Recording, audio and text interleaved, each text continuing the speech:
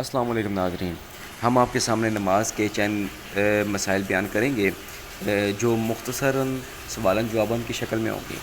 تو اس ویڈیو کو بنانے کا مقصد یہ ہے کہ کافی لوگ جو مسائل کو نہیں جانتے ان تک یہ مسائل آسانی کے ساتھ پہنچ سکیں اور اس سے فائدہ اٹھا سکیں۔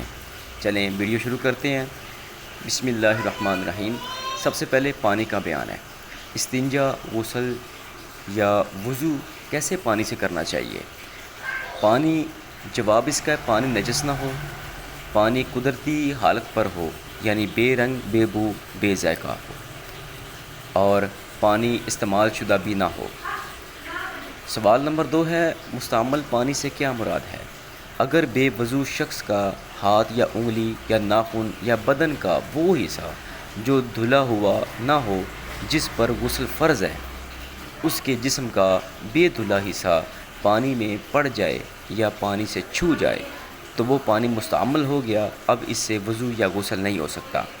سوال نمبر 3، مستعمل پانی کو استعمال کے قابل بنانے کا طریقہ کیا ہے؟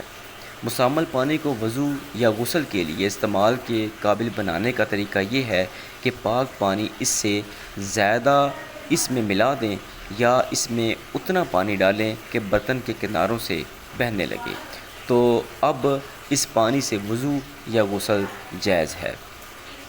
امید ہے کہ آپ کو یہ ویڈیو پسند آئی ہوگی۔ انشاءاللہ ہم آپ کے لیے آگے مزید ویڈیو بناتے رہیں گے، تو آپ میرے چینل کو سبسکرائب کریں اور لائک کریں، فالو کریں۔ انشاءاللہ تعالی ہماری کوشش ہے کہ ہم نماز کے بہت سے مسائل جو ہیں وہ انشاءاللہ آپ تک پہنچائیں جس سے تمام مسلمانوں کو فائدہ ہو۔ تو میرے ساتھ رہیے گا۔ السلام علیکم ورحمۃ اللہ وبرکاتہ۔